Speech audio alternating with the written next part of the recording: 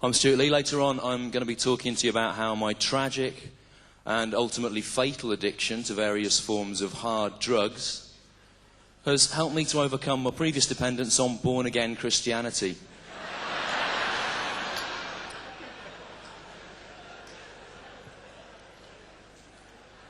And it is nice to be here in your bilingual French-speaking city.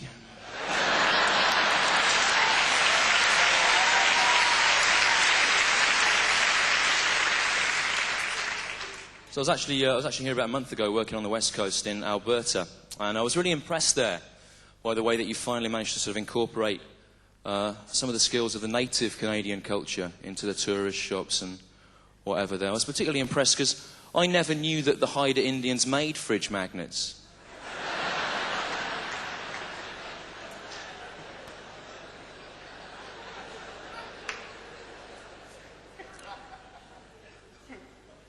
But I always feel a bit ashamed travelling abroad being British because it's a quite useless country in many ways. We've achieved nothing of any value since the war when we helped to liberate France, and that, of course, seems of questionable worth in retrospect. But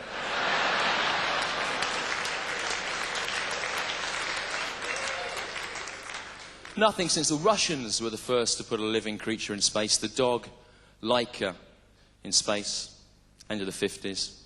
That dog went up there, orbited the Earth twice, but no preparations were made to return it safely, and it shot down through the ozone layer, was burnt up, and died.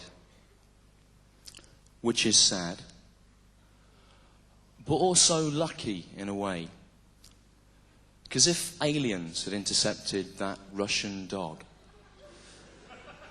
they would have assumed that the planet Earth was ruled by a race of creatures who like to lick their own genitals, rub themselves against your leg as a form of friendly greeting, sniff each other's arses, and yet had somehow managed to develop the technology for space travel.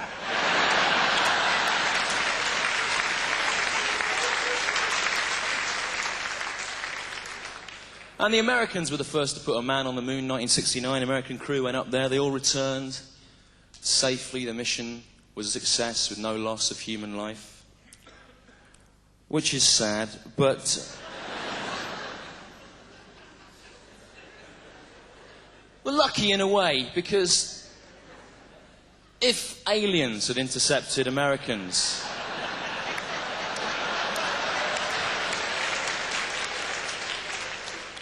they would have assumed that the planet Earth was ruled by a race of massively obese creatures in Hawaiian shirts who had no idea of the geography of their own planet and yet had somehow managed to develop the technology for space travel.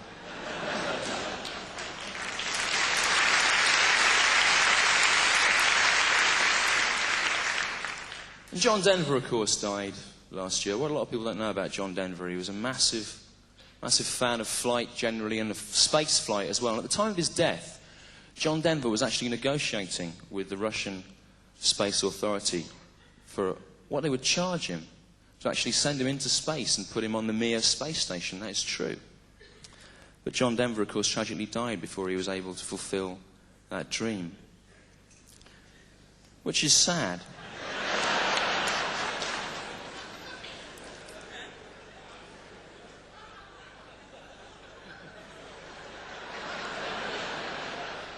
But also lucky in a way. Because if aliens had intercepted John Denver, they would assume that the planet Earth was ruled by a race of well-meaning but ultimately bland entertainers who deserved to die. And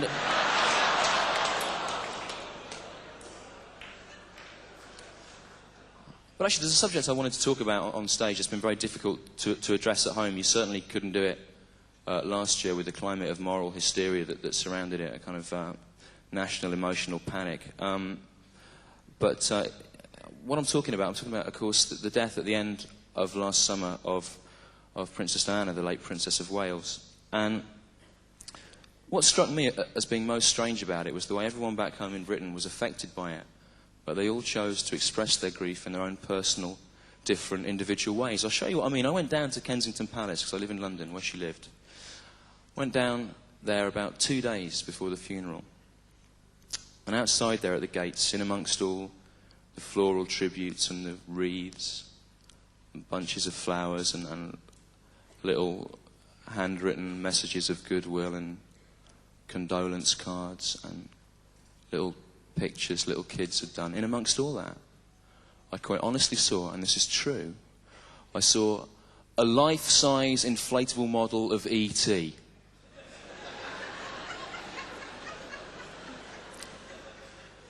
And I looked at that for some time, and I thought, who thought that that was appropriate?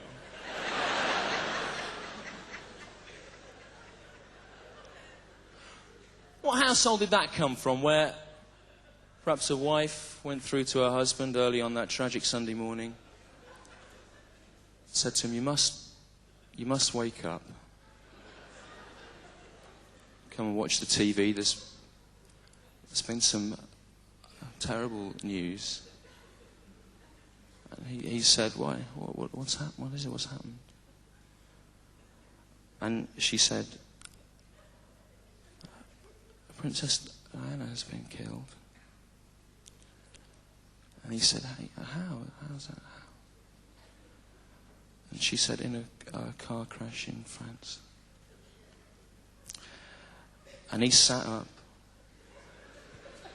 And he shrugged his shoulders and sighed and said,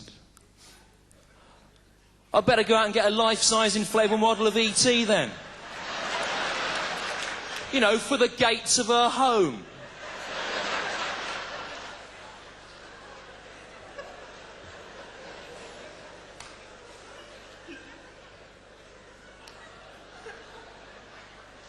We don't want to be the only people who don't put one there.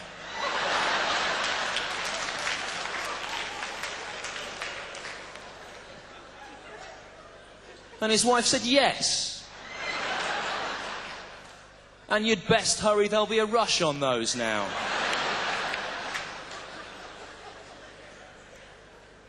And I was talking about this on stage about a month ago in Croydon in South London, and a bloke shouted out, I was there and I saw it, and it wasn't an E.T., it was an Alf.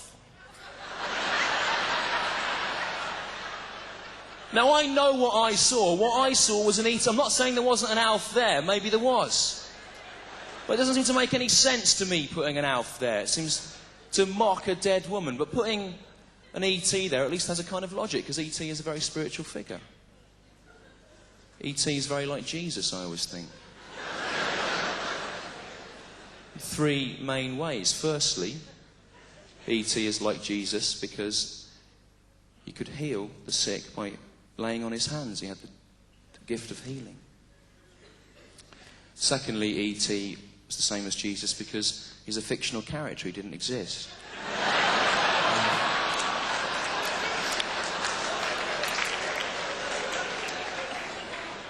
Thirdly, of course, E.T. is the same as Jesus because he thought it was his duty to consort with whores and prostitutes.